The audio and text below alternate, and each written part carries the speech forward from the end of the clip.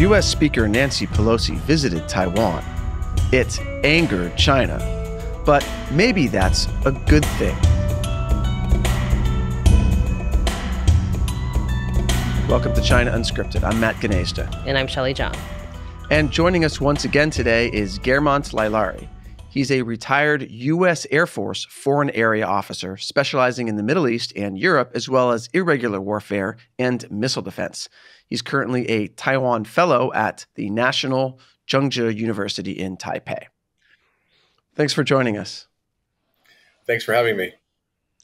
So last week, U.S. Speaker of the House Nancy Pelosi did a tour of Asia. And she stopped in a bunch of countries, but she might have made a mistake because one of the countries she visited wasn't actually a country. I don't think that was a mistake, and I think it was actually a productive action that she did. So her stop in Taiwan, well, what did she do in Taiwan? Well, first and foremost is she came here. I mean, that's the most important thing. Even though she spent about 18 hours here. I think when Newt Gingrich came here in the late 90s, he only spent 3 hours here. So she one-upped him on that.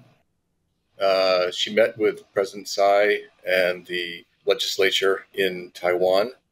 I don't believe Newt Gingrich met the president at the time. I think it was supposedly a non-official visit, but her visit was also non-official, but she met everybody. She made statements about Taiwan's democracy, about human rights. She noted how Taiwan had done a great job during COVID. And I think all these statements that she made were actually very powerful because they actually were not only directed at the Taiwanese population, but to China. Because we know that China has a zero COVID policy and it's disastrous. They have no democracy. They have no human rights. So she hit all the things that are really painful points from my point of view that China fears people understanding what they bring to the table. So in that respect, I think she did a great job. Yeah, I mean, she didn't really talk about China. She just kind of talked about Taiwan and let the rest go unsaid. Exactly. But, anyone reading that, could easily interpret that as being, go Taiwan, but also, China is also in the picture and, China has no human rights. China has a terrible COVID policy and China is not a democracy, So I think the CCP understood the message. I enjoyed her visit to the National Human Rights Museum specifically since, that's kind of a pointed jab at the CCP not acknowledging any of the human rights atrocities in their past, like let alone the current ones that they're currently doing. But versus Taiwan having gone from this authoritarian, like one-party dictatorship essentially into a democracy now and just kind of highlighting that. Yeah, and I think she also met at that museum. I think she met with human rights activists. I think there was a person from Hong Kong. I think there was a person from mainland China.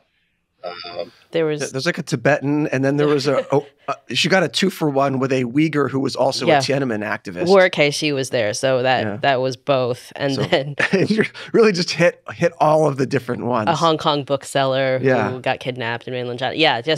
A Taiwanese person who had been sentenced to prison in China. So just almost everybody. But interestingly enough, as you probably you're very familiar with the concept of the 5 poisons of China, and those people represented each of those 5 poisons: the independence movement of Taiwan, Tibet, the Uyghurs, Falun Gong. I'm not sure that they were there, but the idea is that all these groups of people are discriminated against in China, and these are the 5 poisons that they have to deal with in China because there is no freedom. Yeah, I think she did miss Falun Gong. But I didn't read anything about that. I didn't see anything about that either. I definitely know there was a Tibetan government exile representative there. But 4 out of 5 is still, it's pretty solid for the poisons. And it seems pretty, I mean, I don't, like, there have been a lot of other congressional delegations to Taiwan, but I don't think, like, they have done something as pointed as going to this Human Rights Museum and meeting with these activists who have been imprisoned in China. Yes, exactly. And I think, no matter what people say about Speaker Pelosi, I think over her career, she has been consistently focused on those issues.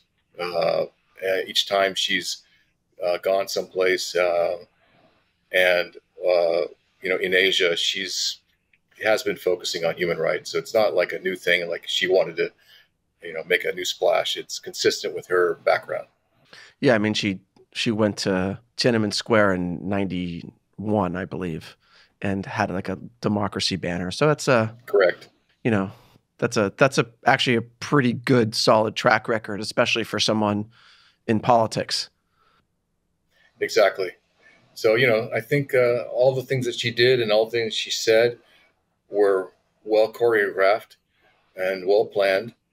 And then she left. Well, one group that didn't like her trip to Taiwan seems to be the Biden administration. Correct.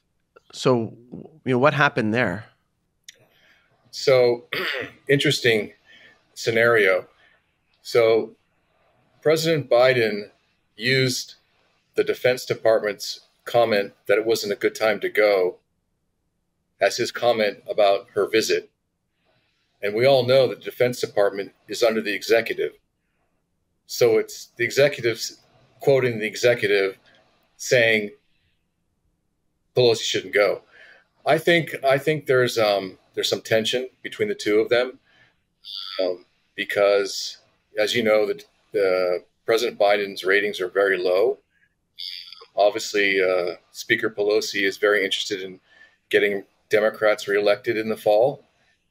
And so I think that part of that has to do with the fact that she wants to try to make the Democrats look like they're doing something in the world. So she can do that. And I think part of the problem in the PRC is that some people don't understand how a country can have leaders doing different things than the party wants them to do. So, as you know, in the United States, we have a division of powers. We have the legislature, we have the executive, and we have the Supreme Court. And each one of those can do what they want. So a lot of people, I think, especially in China, were trying to connect U.S. government policy with Speaker Pelosi, and she doesn't have to follow those rules. In addition to that, just before the Trump administration left office, there was a bill that was passed that encouraged high-level government representatives to go to Taiwan. So, in fact, she was actually following up on that in a sense. So you're saying Nancy Pelosi was doing what Donald Trump wanted? Well, I mean, I guess the bill was passed by Congress first before Trump signed it. But yeah. Well, but I'm sure Nancy Pelosi was involved in that legislation. She's the Speaker of the House, so she knows where all the bills are going, and she's the one who manages all that. So, I'm not so sure she would agree with you, but by default, yeah, she did follow up on that. But I think her whole trip in general was a good thing especially for Taiwan. And I think it also, I think just maybe moving into the idea of China's reaction, I think China's reaction has caused a lot of problems for them. It's helped unify Taiwan. It's helped people around the world understand what Taiwan is. Why is it important? It's drawing them into the limelight. It's also reinforced U.S. public opinion for Taiwan. And I think the biggest nightmare for China is to is for people to say, oh, Russia invades Ukraine because they want to. China wants to invade Taiwan because they want to. So I guess Taiwan and Ukraine are the same, and therefore we should support them. So I think that the more China uses arguments that don't make sense to the rest of the world, the more the people become supportive of Taiwan. So let's talk about specifically some of the PRC's reactions to the visit. They had been threatening before the visit that there would be consequences.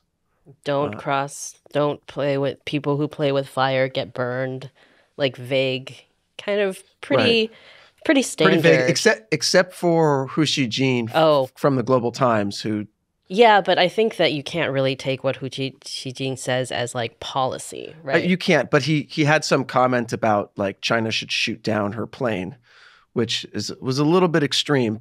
And obviously was never going to happen, but I think a lot of people freaked out about that. I don't know if they actually freaked out or if it was just like a nice headline. It's a good headline? Yeah. Yeah, that should be the headline for this podcast. China could shoot down. I mean, obviously it's a little late for that. Retroactively shoot down her plane. Yeah. If you remember, in early April of this year, she was going to come to Taiwan. And the former Global Times editor, he said similar things when she was going to come to Taiwan. He talked about shooting her plane down or flying jets over Taiwan. It's kind of old news if you've been following what he's been saying. And of course she got COVID and couldn't make it, and then she went off to get a selfie with Zelensky. But so I think this time everything was in place for her visit. I think that she was safe in the air, and I don't think that the PLA would have or could have shot her plane down. And oh, by the way, her plane is a U.S. Air Force plane, and if they shoot down a U.S. Air Force plane, that's not an attack on Taiwan; that's an attack on the United States. So it's not, there are a lot of things he says that don't make sense, and if they did, that they would have severe consequences. So do you want to talk about the different kinds of comments made before her trip? Were all threatening. And of course, luckily she came and the threats fell through.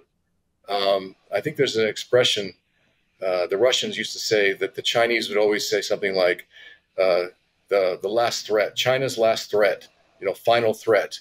And then each time they made a final threat, they never fell through with it. So this is a common thing that the Chinese do, is make threats, but not necessarily do anything about it. So it's like Final Fantasy, the video game. Like they have the first one, and it's not the Final Fantasy, but then they keep going. There's a second and third, and there's like 16, 20 of them now. I mean, it's basically the same So the concept. final threat? The final threat. The final warning. Yeah. Well, given that they have this track record, why do you think this particular trip got blown up so much in terms of like the coverage? I think like for the last 2 weeks, basically the only China news that anybody's been talking about was, will she or won't she go to Taiwan? What'll happen? And then when she did go, it was very much framed as like she defied China. Like it was interesting to see some of this messaging that looked a lot like, Chinese Communist Party propaganda coming through the Western media. Right. So I also think there's a tension in China because, as you mentioned, there are a lot of super nationalists in China, and they want to invade Taiwan.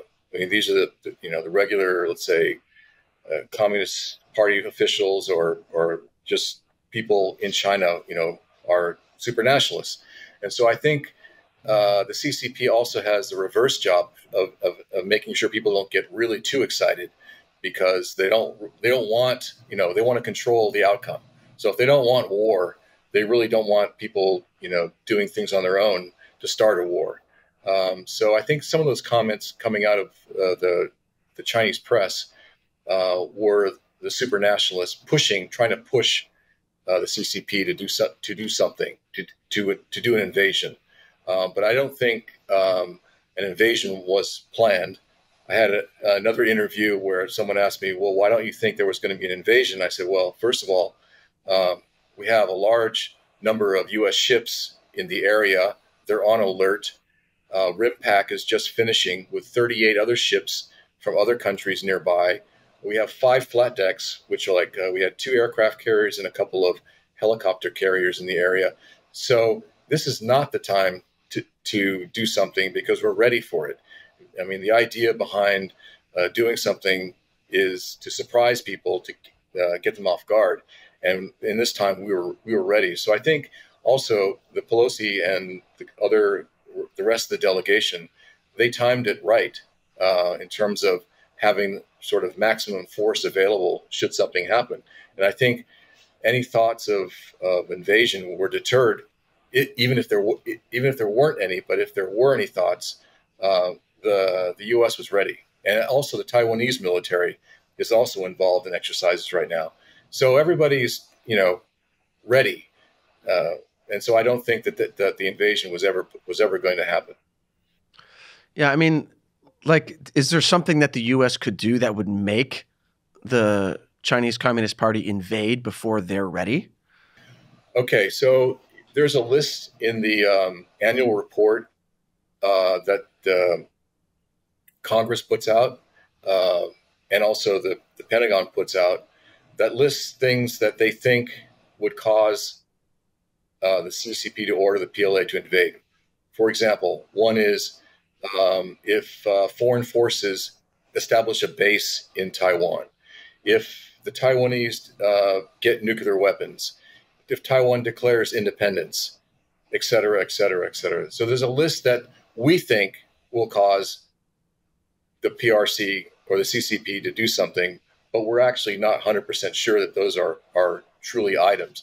Those are based on statements that we've heard in the past about the CCP's threats to invade. And so those would be cases. So if, like, tomorrow Taiwan said, we're going to build a nuclear weapon, then based on our assumptions, that could be a cause for the invasion. But isn't the CCP planning to invade anyway, like regardless of what Taiwan or the U.S. does? Well, they would prefer to not invade and have Taiwan just say, hey, we're part of China and come on over, buddies from the CCP. That's what they hope, but that's not going to happen, obviously, in the near term. So, yes, I mean, in reality, they probably will invade, but most analysts evaluating the Chinese military say that China's ability still is not there yet. They could do it, but they wouldn't do it very gracefully, and it wouldn't be very pretty, and they probably would suffer a lot. Most people put the prediction of a couple of years out, as you've quoted before, Admiral Davidson, before he retired, he predicted 2027 would be the time when the Chinese military would probably be fully ready for some kind of invasion. But even if they're fully ready, they might not choose to do an invasion. So again, most analysts today say they're not really ready to do a good job at an invasion. They would have a lot of losses, and it could become a long, drawn-out war, which is what they don't want.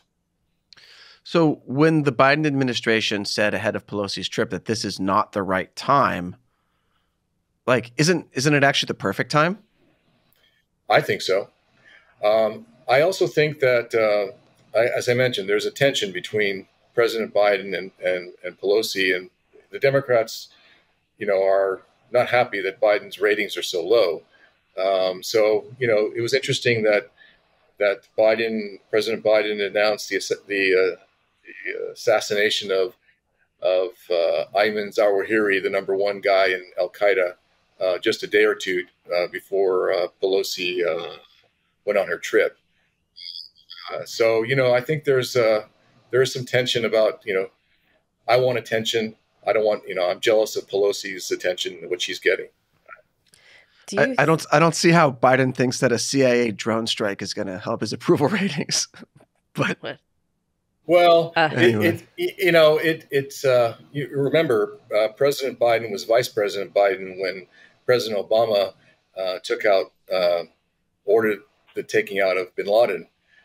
Obama got a lot of positive kudos for doing that. And so, I guess each president has to get his equivalent. I mean, even Trump got the credit of taking out Soleimani, the IRGC, head of the IRGC in Baghdad. So it seems like a trend that everybody has to have their, bad guy taken out during their term. So who is President Harris planning to take out? I guess the list of bad guys is getting smaller and smaller. That's okay. She'll figure it out. I have faith in her. Yes. I mean, I do wonder, because you're saying this is possibly a domestic political issue between the Biden administration and Pelosi, but the way that the Pelosi's trip was handled by the executive, like not just Biden saying that, the military didn't, or the DOD didn't think it was a good idea, but then also he got COVID, so he didn't really say anything else for the next 2 weeks. But there were a lot of leaks from like anonymous Biden administration officials to like the New York Times or something like that, kind of hand-wringing over how this is a bad idea and it's really risky. I mean, that seems like it just gives the Chinese Communist Party an opening to escalate the situation. I just don't, I guess I feel like I don't understand why they thought that was a good idea. Yeah, so some people think that, not some people, but I guess the outside observer would say that the U.S. government, the executive and the legislature were sending mixed messages to the CCP. I mean, that's clearly what was going on. As you know, there are people in the U.S. government who don't want to scare or are scared by words coming out of the CCP. So they don't want to ruffle feathers. And as we saw, the chairman of the Joint Chief of Staff, when President Trump was leaving office, called his counterpart in China to tell him that, if the U.S. was going to attack them, that he would give them a call. And we have the same, almost same kind of attitude today, where just like he did during the Trump administration, I think he did the same thing in effect by saying, it's not a good time. Well, it's never a good time to piss off the Chinese if you're always worried about what they're thinking. I mean, we have to do what we think is right. It's not based on what they think that we should do. The classic term that I refer to is kowtow, kurtao in Chinese, which is, the bowing that the Qing dynasty made people do before they went to meet the emperor. Well, I think the CCP wants the rest of the world to kowtow to anything they say. So when they say something, they want people to jump. They don't want people to ignore them. They want people to follow what they say. And if they don't follow what they say, they want people to get punished, like little babies, like I didn't get my way, so I'm going to slap you because you didn't follow what I said. And I think that this is their style, their attitude. And I think, in effect, the CCP has taken over what the Qing dynasty wanted their vassal states to do, is kowtow to them and do everything that they want to do. And when people don't want to do it, then, they scream and moan and they try to punish them. Yeah, that was why I think it was interesting to see like Western media reports like framing it as like Pelosi defies China, as if the Chinese regime has the final say over who should go to Taiwan or not. Right. I mean, if you look at the Reagan administration with the 6 assurances, this was a backlash to the Carter administration. The 6 assurances says we will not consult with China on arms sales to Taiwan. In other words, China does not have any say in what we sell or negotiate with Taiwan. And there's a whole list of them. So we've had different kinds of administrations with different attitudes towards Taiwan and China. And so I think in this case, we have the legislature being a bit more, let's say, forceful, and the current and the president's administration being a bit in the kowtow arena. So I think there is a tension. It's not clear if the Biden administration will take up what Speaker Pelosi did. Now, the other thing we don't know is, some of this, getting into kind of a conspiratorial arena, we don't really know how much of this stuff was intentional, played out, making Biden look weak and making Pelosi look strong. We also don't know what President Biden and Speaker Pelosi said to each other about what messages they were going to be delivering to each of the countries she went to.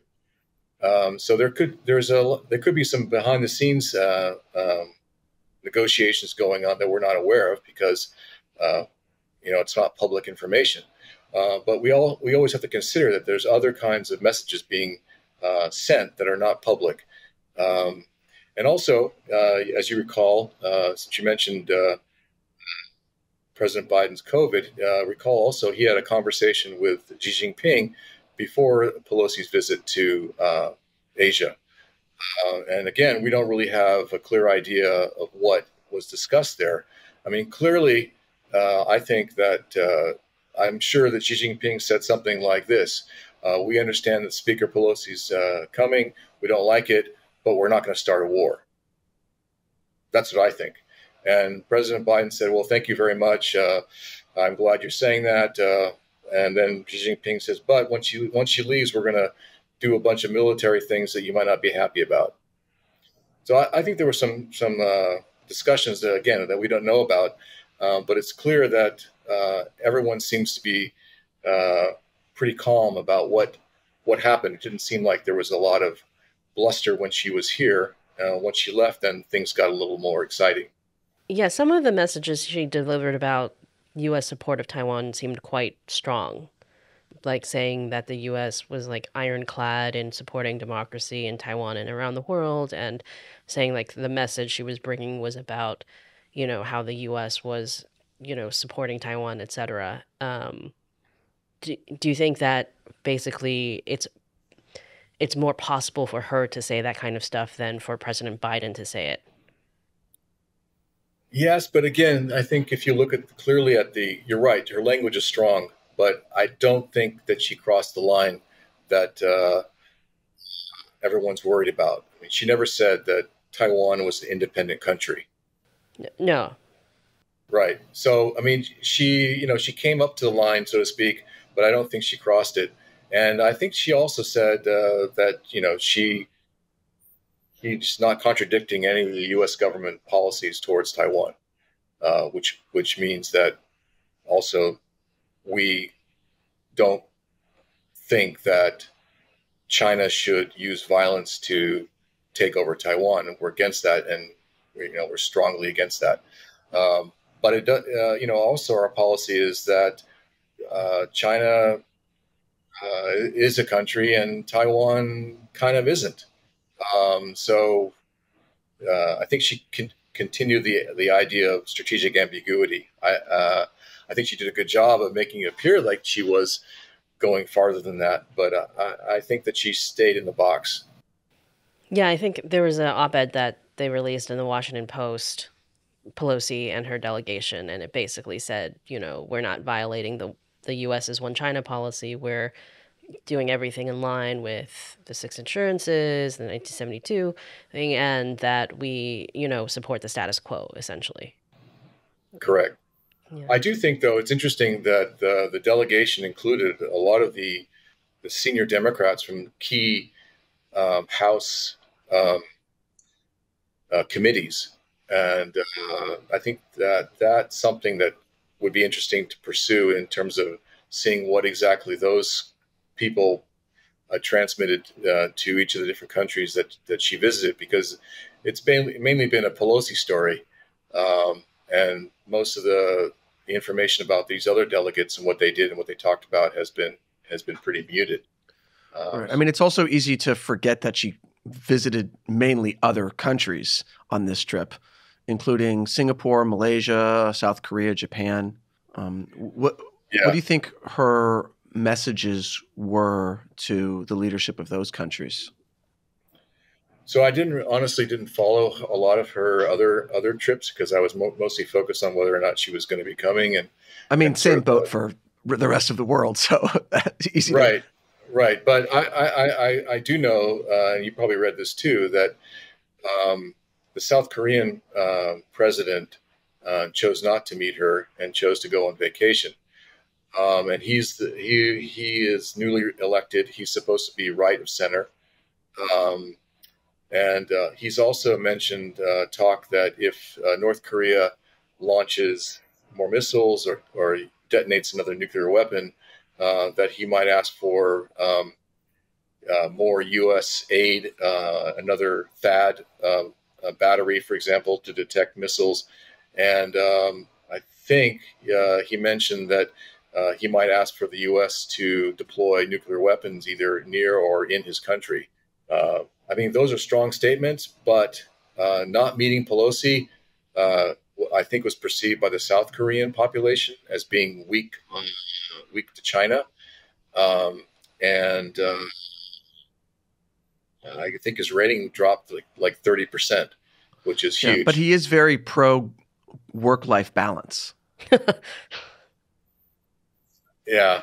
But, so my argument to you would be, so if President Biden showed up to South Korea, do you think that he would change his vacation time? I think so. If President Harris, I was a Freudian slip. If Vice President Harris had showed up, probably he would also delay his vacation. So, number three, I think that's also pretty credible that he should have made the effort, and I think the Korean people think so too. I'm curious how Pelosi's trip was perceived in Taiwan, since you're there right now. Yes. Because there was a lot of hype in Western media, then just a lot of this kind of nail-biting coverage. Was it the same way in Taiwan, or how was it seen? No, it was just another day in Taiwan. People were very calm. If I had seen a shirt that said, been there. What's the expression? Been there, seen there. What's the been there, done that? Yeah, been there, done that T-shirt. That's the sense I got out of Taiwanese people. They've seen this all before. They're used to all the saber rattling that China does against Taiwan, and the government here has been very accepting and low key and not hyping the people up, except that they kind of shown that the military here, the Taiwanese military, is ready if something were to happen. And so I think that honestly, vast majority of Taiwanese people were not doing anything different than they did a week before. And I do know that there are some foreigners here who were rattled and were concerned because they've never been in a situation like this. But the Taiwanese people were steady, going about their business. They didn't change their lifestyle because of Pelosi's visit. Although it was like having a rock star here, they did watch the news and they watched what was going on.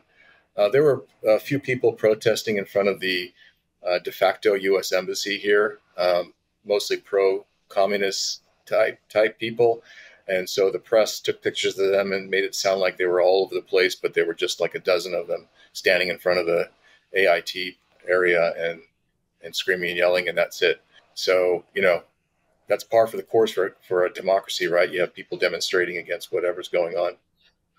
And it shows that, democracy is alive and well in Taiwan. So do you think that most people were generally supportive of Pelosi's visit? I'm asking because there was some analysis by some Western China experts about how this is bad for Taiwan for Pelosi to go. No, I think again, I went to dinner before this interview and half the people there were Taiwanese. And I asked them that question. I said, well, what is your thoughts about, her visit? Should she have come and all this? And all of them said, no, we welcome all visitors. It's great. We, especially American senior politicians, we like to know that they care about us. And by coming here, it shows that they care about us.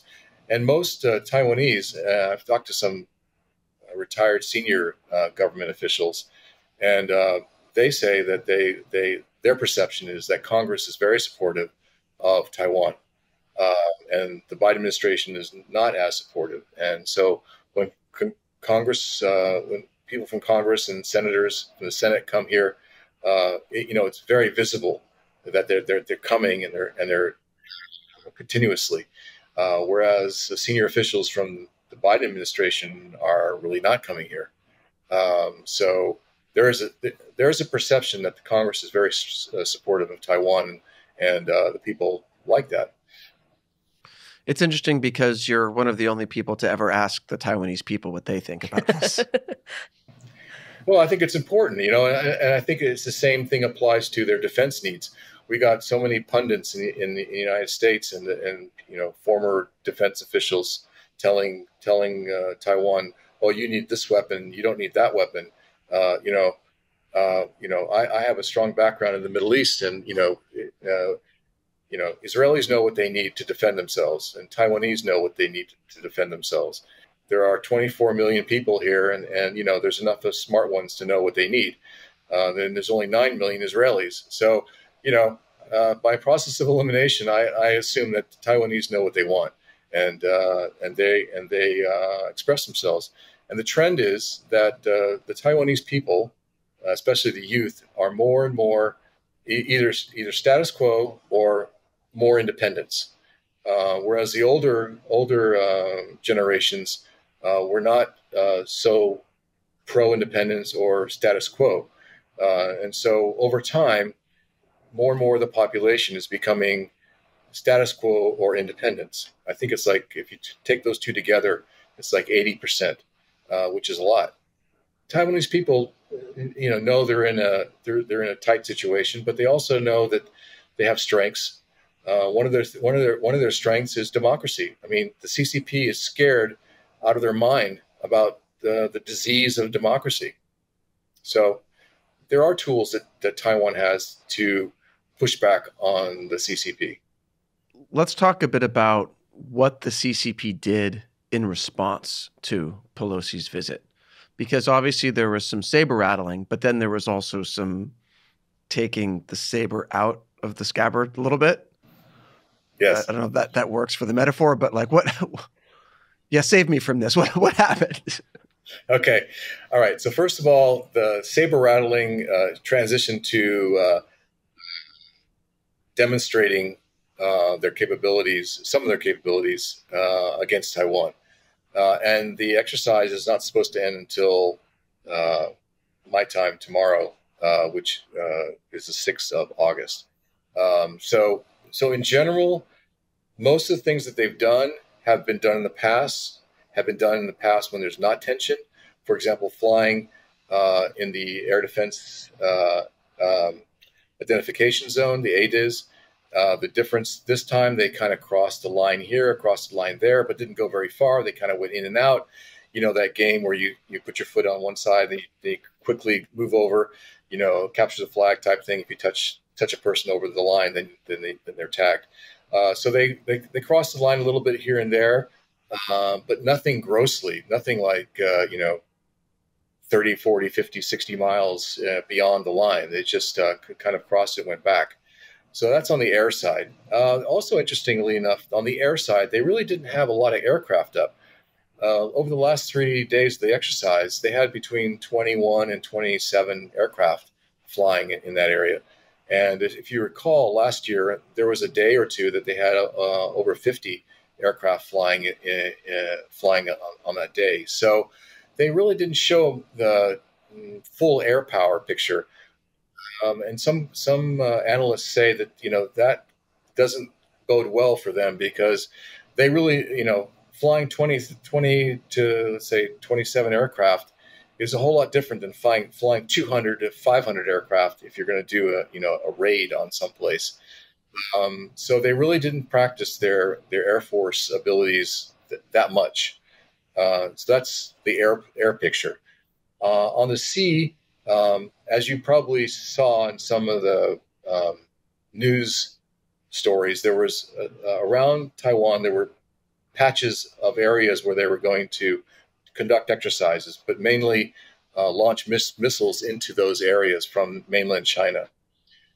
So the ships themselves were in those areas, some of them to watch where the missiles landed. And there were a few ships that, again, crossed the line a little bit, but not much, between and the Taiwan Straits. So again, on the Navy side, yes, they had more ships out. They were more active, but they really didn't do a whole lot Navy-wise. And again, not hundreds of ships, so maybe a few dozen. Now, underwater, we don't know, but we do know that there were PLA Navy submarines in the Taiwan Straits. We don't know what or where they did, but it's quite possible that the Taiwan, Japan, U.S. intelligence systems that are out there were tracking those submarines. So that might have been useful for the U.S. and Japan and Taiwan to watch where those submarines go, because perhaps during the next time, if they do an invasion, they might go in the same place. So that's the other part of this whole story, is that China does all this military maneuvers, and it's a great opportunity for everybody to watch what they do and analyze what they do, because they might do the same thing during wartime or during an invasion. So that's the submarine part. Missile part, again, according to reports, mainly from Japan, the Japanese MOD reported that there were 11 missiles that were launched from mainland China into different zones around Taiwan. And there were possibly up to 4, maybe more of those missiles overflew Taiwan. But surprise, surprise, they didn't shoot them down. Why? Well, first of all, the altitude was way too high for them to be shot. If you recall, Japan has suffered the same thing against by the North Koreans. The North Koreans have fired some missiles over Japan, and those shots are so high up that you can't shoot those missiles down because they're literally in outer space, and they're moving very fast. Taiwan didn't shoot anything. Again, if they had shot something, it could have given away their capabilities, even though they couldn't hit it. And also, if they missed, it might not have been a good PR story. And I don't think they would have missed. But the main reason was the missiles were too high over Taiwan to shoot them down. And they weren't going to land in Taiwan. If they were going to land in Taiwan, I honestly believe that the Taiwanese indigenous missile defense systems, as well as they have Patriot, could have shot down those missiles if they had landed in Taiwan. So that's the missile area. In the space area, there was some stories that the U.S. had done some. Again, I can't confirm this because I don't know for sure, but there was some stories that the U.S. had jammed some of the Chinese satellites so that they couldn't get a real picture of what's going on in the area. I don't know if that's true. On the cyber side, there were some cyber attacks in Taiwan. 7-Eleven was hit, but again, this is not unusual. Earlier this year, there were some attacks on some banks. So the cyber war is really continuously going on all the time. It's not new. Yeah, I'm upset about the 7-Eleven attacks because I love Taiwan 7-Eleven. I don't think the 7-Eleven attacks really disturbed their business. So you could have gotten your coffee if you needed it at 2 o'clock in the morning. Can you still get papaya milk? I'll look. All right, because that's really personally important to me. Okay, and again, none of the attacks were did any permanent damage, and none of the attacks caused any kind of physical outcome. So those are the typical military areas that so far that we've seen reported that's gone on so far.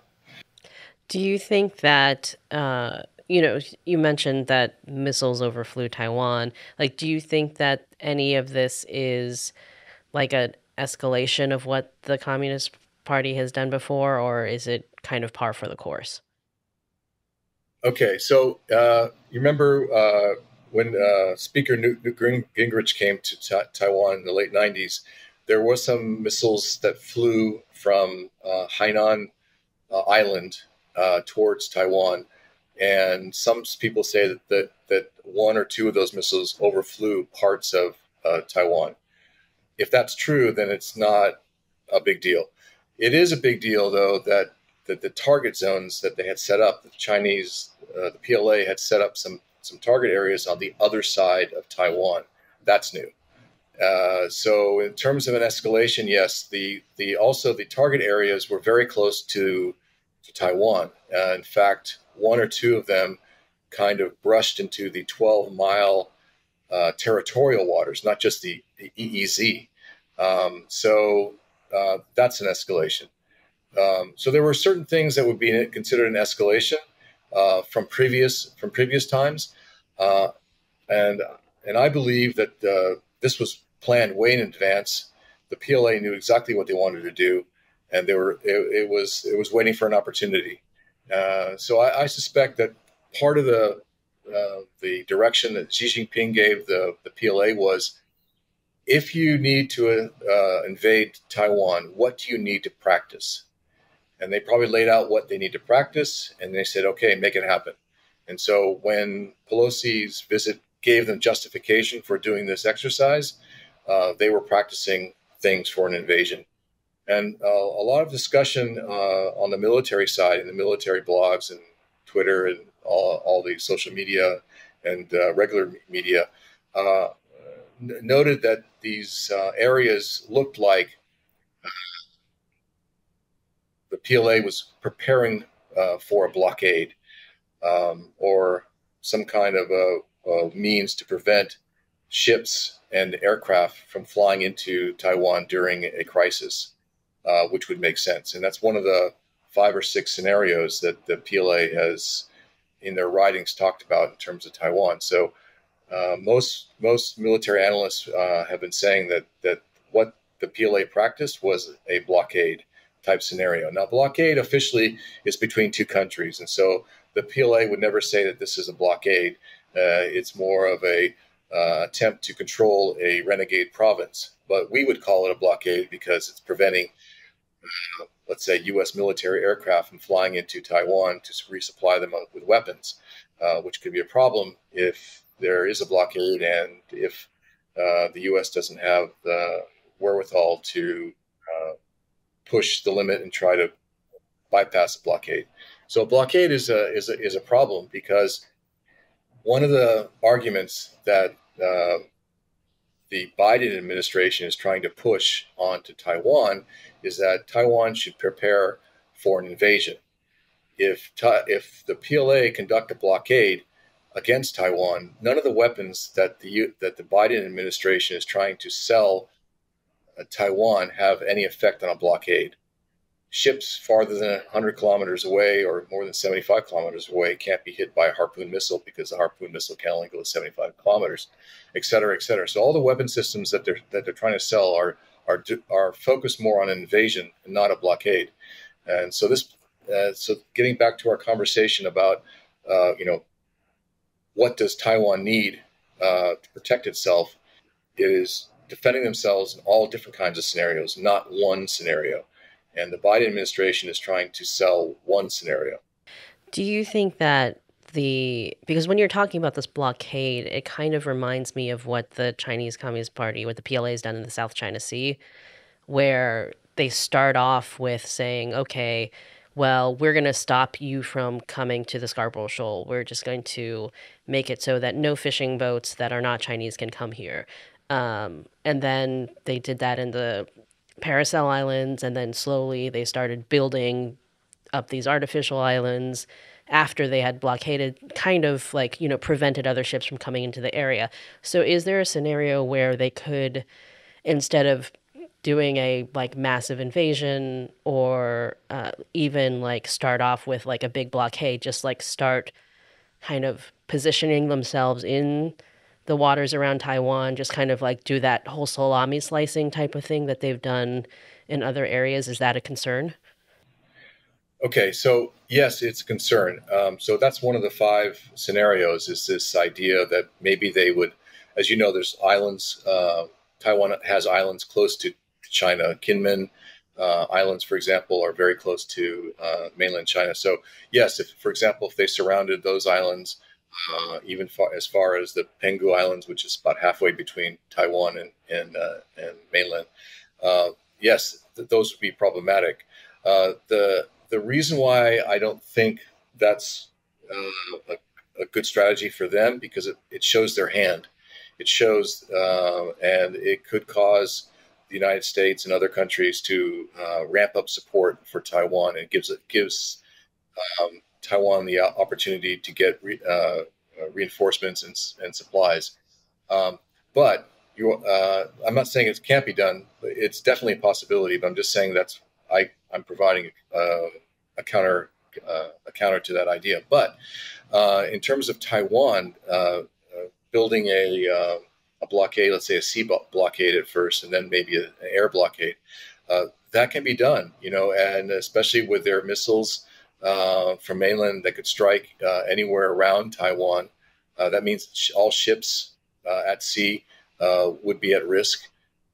In addition to that, if they have their Navy out there floating around and warning ships away, and also during this exercise, I think today there were 51 flights that were rerouted, that were either taking off or coming to Taiwan because of this exercise, because the planes couldn't fly through. So this exercise did have an effect. It is unusual in the fact that airplanes had to be rerouted, and also it affected Japan. Japan was very upset because some of the areas that China decided to use as exercise locations crossed into Japan's economic exclusive zone. This wasn't just a Taiwan scenario. It was also a Japanese scenario, and the Japanese were very upset. But most press is not covering that aspect. Obviously, in Japanese press it is, but most of the world is focused on the Taiwan crisis. But as you know, the I can't pronounce it, Senkaku Islands. Sentaku? Senkaku? Or I always call them the Diaoyu Islands. Okay. Okay, we know who the CCP guy is. Okay, we know who that guy is. All right, Matt, I got you. But anyway, the Japanese are very concerned about that because the CCP claims those islands as theirs, just like they claim all of the South China Sea. And they've drawn their 9-dash line to include those Japanese islands. Luckily, the Japanese have and the U.S. have sent military personnel to those islands to reinforce them, to make a statement to the PLA. And so this whole big picture that occurred makes the Japanese more upset about China and question looking into their defense needs. And I think, I'm hoping, I mean, I might be extreme, but I'm hoping that the Japanese people realize that, maybe they need to have nuclear weapons in Japan. Now, they could be U.S. nuclear weapons, or some kind of combination. As you know, in Europe, we have nuclear weapons in Germany and other countries. So right now, I think the Japanese public is concerned about China. The same goes for South Korea. South Korea is concerned about North Korea and also China. I wouldn't be surprised in the future if there's a shift in policy in that arena. When you said that the salami slicing would be showing the CCP's hand in terms of like what they intend to do with Taiwan, is practicing the blockade also showing their hand? And if so, how do you think that Taiwan, the U.S., Japan, these other countries should react to that? No, that's a really good question. I'm not being facetious at all. I think that's a really good question. And I think for a long time, the U.S., Japan, Taiwan haven't really thought through all those aspects of it. So let me throw out the scenario for you. So we all know that when Russia invaded Ukraine, one of the things that Putin said was, if any foreign forces interfere in Ukraine, I reserve the right to use basically nuclear weapons. That's basically what he said, right? The commander of United States Strategic Command said that he believes that Xi Jinping will use the same logic when and if they decide to invade Taiwan. Now, if they, for the same scenario, if the PLA say the same thing for the blockade, what is the U.S. going to do? Are they going to try to, break it? And are they going to risk that? Are we going to play dice with the China last threat scenario? We talked about earlier. This is the last time we warn you, and risk nuclear war. Or are we going to, or are we going to, play chicken and say no, they're not going to do it, and we're going to try to, resupply Taiwan.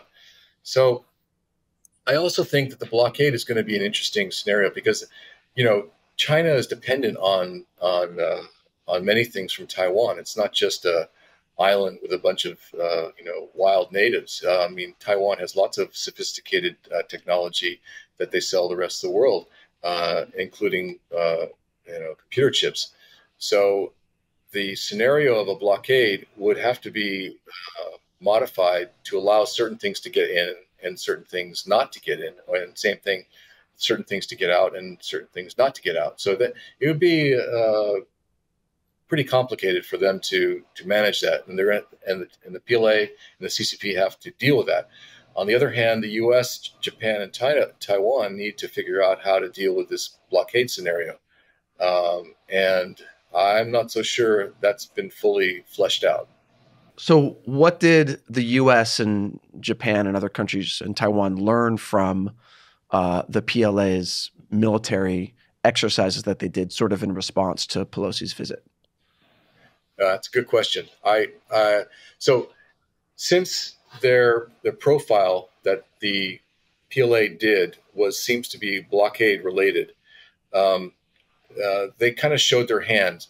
For example, during the exercise, they communicated with their ships, with their airplanes, with their headquarters back in mainland. So a lot of that information is being examined and analyzed by the West, and to understand how they do command and control of their military.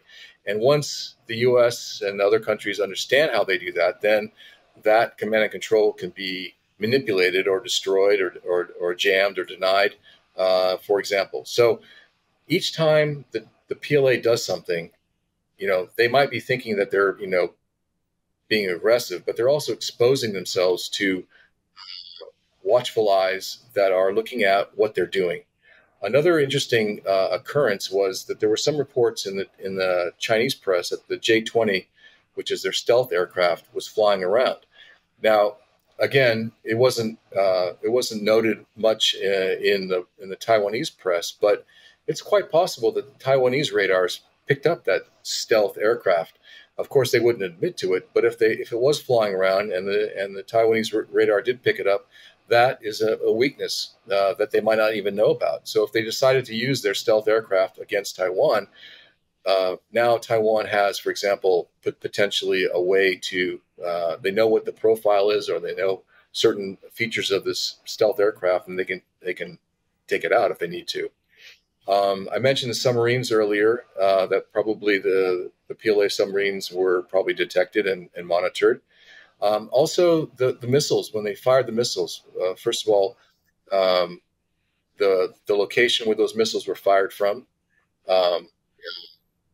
gives information about in the future where they might be fired from in the future.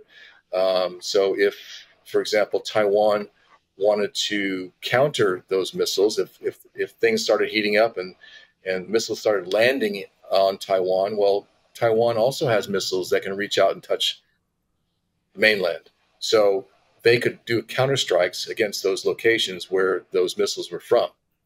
And so by knowing where some of those missiles came from this time around and where they could come from in the future, that gives away an idea for the Taiwanese military, as well as should the U.S. and other countries get involved. Again, this information is useful. So I think, it's always good to watch what the PLA did. Another thing that, besides the command and control, is to see how, let's say, the ships maneuver and how they communicate with each other. So between ships, between aircraft, is another thing. It's not necessarily command and control, but it's also procedures of how they maneuver in this kind of space. As I mentioned, the Air Force didn't really show up with a lot of aircraft. Well, that could show that maybe they don't have a good command and control system that's effective with lots of airplanes. So they might be this might be a weakness they might expose during an invasion, is they can't handle a lot of aircraft, whereas Taiwan has several hundred fighter aircraft, and that might be an advantage for Taiwan. I mean, you mentioned Putin's nuclear threat, and I mean, is Putin's nuclear threat? Do you think that's the reason why Western countries haven't actually sent their militaries in to defend Ukraine? Well, yeah. I mean, I think it was a NATO decision. I think it was probably pushed on NATO by the U.S.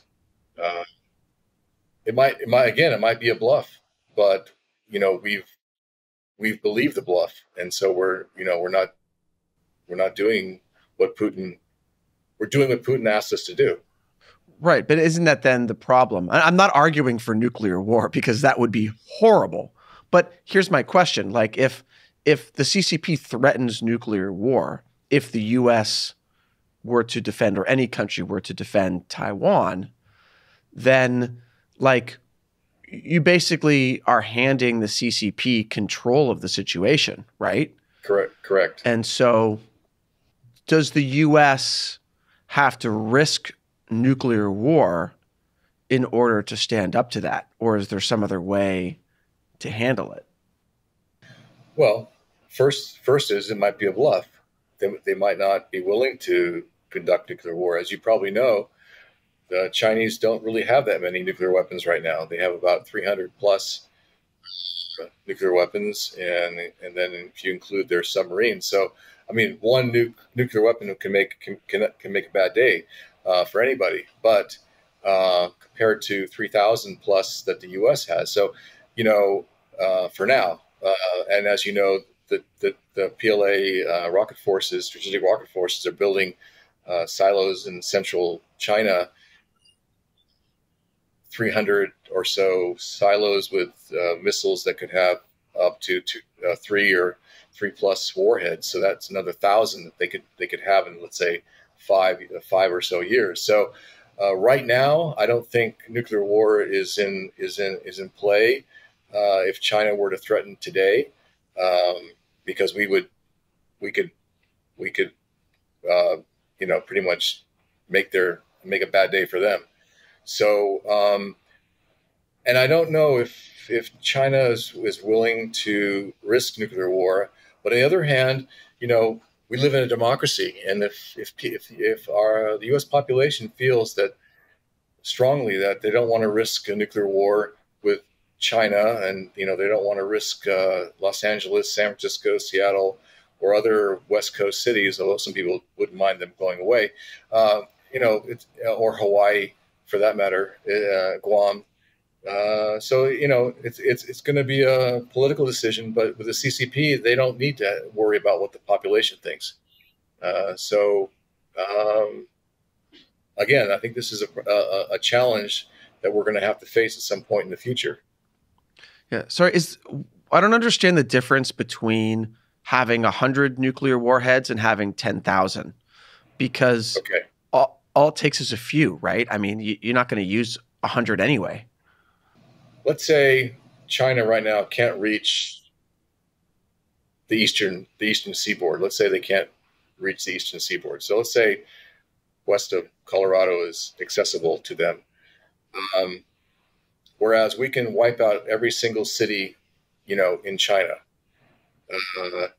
So, as a leader of the CCP, does he want to be the guy who gets to basically cause the destruction of his entire country, or versus only affecting a small portion of the U.S.?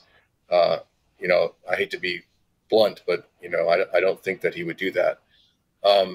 The idea that nuclear war is so abhorrent, it is true. But on the other hand, we lived through it during the Cold War, and luckily, the Soviets and the Americans developed a concept where they agreed basically not to attack each other.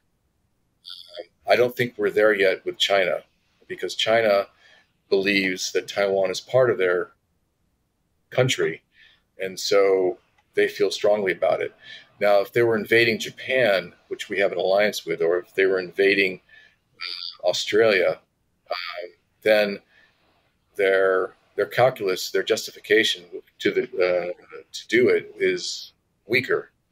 And this is what we talked about earlier: is the hype that the nationalists in China want to take over Taiwan. It's sort of an end of an era where Mao and Chiang Kai-shek were, fighting each other, and the taking over Taiwan would sort of be the final act of that history. And I believe that Xi Jinping wants to be part of that act, and he wants to be equal to or greater than Mao. So he can't really do that unless he gets Taiwan. Again, it becomes a calculus of the politicians who are in charge to decide what they want to do. And so far, I don't think Xi Jinping is in a position to do what he wants to do. But should he decide to do what Putin threatened, it could cause pause for a president of the United States to decide what to do. And the people have a vote in that area. And we might decide not to question or not to take a chance with nuclear war with China. Well, I kind of don't know what's the right, move in that case, right? Because if you accept the CCP's threat, right. So my suggestion, the move is now. The move is we should be resupplying. We should be providing weapons and training. We should be exercising with the Taiwanese military. We should have them go train in the U.S. We should have them go train in Japan, Australia. We should be doing things now to not only prepare them, but also to help deter the CCP from thinking about doing something in the future. So the longer that they are delayed in making their decision to invade or blockade or all the other options, the better it is for Taiwan. What about non-military things? What should the U.S. other countries be doing right now to support Taiwan? Well, first of all, the U.S. and other countries should encourage countries that don't have representatives in Taiwan to establish representative offices here. And as part of that representation, they should also look into economic exchanges where the two countries can buy and sell things. This will help Taiwan to be less dependent on China, and other countries be less dependent on China as well. So that's one thing, is increase diplomatic relations. Now, I'm not talking about embassies. I'm not talking about formal relations, because obviously China might come down very hard on those countries. But opening up a TECO, an economic office, economic and cultural office. Kind of what Lithuania did. Yeah, Lithuania did a little more. They called the office Taiwan Representative Office. That was right. The word. The word Taiwan was a problem. Instead of Taipei, yeah. Yes, yeah. So second, in the international arena, more countries should encourage Taiwan to participate. Like there was a large number of countries that wanted Taiwan to participate in the World Health Organization. More countries should be involved in trying to encourage Taiwan to participate in many different organizations, not just the World Health Organization. So a lot of the UN organizations that have importance to Taiwan, which Taiwan should hopefully become a member at some point, or at least an observer, which many non-countries do. I think that diplomatically and the press should try to show that Taiwan and Ukraine are very similar, and really hit that point hard, because obviously the PRC doesn't like that, because they want to make it sound like Taiwan is not like Ukraine, because Taiwan is part of China and it should not be treated like Ukraine. So that's a sort of a propaganda point. So on the economic side, I think more trade, as I mentioned before, more trade should be looked into. But also, whenever the PRC does some kind of economic boycott, I think countries should get together beforehand, before something happens, and already have a procedure in place to deal with an economic boycott that China might impose on a specific country, like Lithuania, as you mentioned. The EU is doing that, for example. They're planning in the future, if something happens, then they'll kind of work together.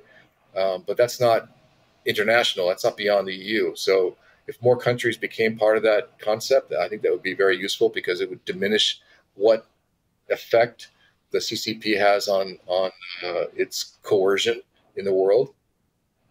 I mean, the bottom line is, we should make the CCP pay for its actions, the actions that are disruptive. Whenever they try to make a country or a company or a person kowtow to them, those are things that we should impose sanctions against them for doing those kind of things. And right now, it seems to me we're in a reactive mode. We're not really being proactive. So I think that's another area that we need to think about, is how to counter their actions when we know that they are going to continue doing this. Even now during this crisis, so to speak, China has imposed some more trade sanctions against Taiwan, and Taiwan is dealing with it, and then some countries are helping them out. But there should be a unified or a larger number of countries ready to step in and to counter these actions. Now, you're suggesting joint military exercises with Taiwan the way that the U.S. does it with Japan or South Korea, Australia, and so on. Correct. Obviously, it would be extremely valuable in terms of defense to have U.S. generals have that experience working with Taiwanese generals and have the militaries cooperate, so that the two militaries could actually work together in a war scenario. But here's the question, as valuable as that is, would that be that's obviously crossing a new line. So do you think that would trigger the PLA to invade Taiwan, or do you think that they would just do more saber rattling? So as you probably know, last year, the administration admitted that there were U.S. military personnel in Taiwan conducting training. So the training is going on, but it's like a few dozen Marines, right? It's not like a huge force. Sure, a few dozen Marines this year, maybe a few hundred this coming year, maybe a few thousand a couple of years from now. The thing is that just like cooking a frog, we need to progress, we need to move forward, and we need to increase. One of the things that we could do, for example, is we have all these ships in the area. We could do an exercise when we're in a position to deter PLA action. So they can't do anything while we're here. And maybe we should make a permanent presence nearby. For example, we could have a missile, one of our Aegis missile defense cruisers, destroyers off the coast of Taiwan, doing what they call a picket, going around nearby, providing missile defense information to Taiwan. There are things that we can do that are defensive and helpful and maybe a little less exciting for the PLA, but we need to be doing more and more and more. And I don't see the increase being very much. And secondly, I don't see the Biden administration focusing in on actions that are other than training the Taiwanese military to defend their country on the land of Taiwan. I don't see a whole lot of training of fighting at sea, fighting in the air. Although we do train their Air Force in Arizona, for example, their F-16s, their pilots go to Arizona and get training there. So we already are doing some of this, but I think we can do a lot more. And sending Taiwanese military to get joint training in the United States, how to work with the U.S. forces. It could be a handful this year. It could be 24 next year. We can keep on going, but we seem to be kind of trying to, not ruffle feathers.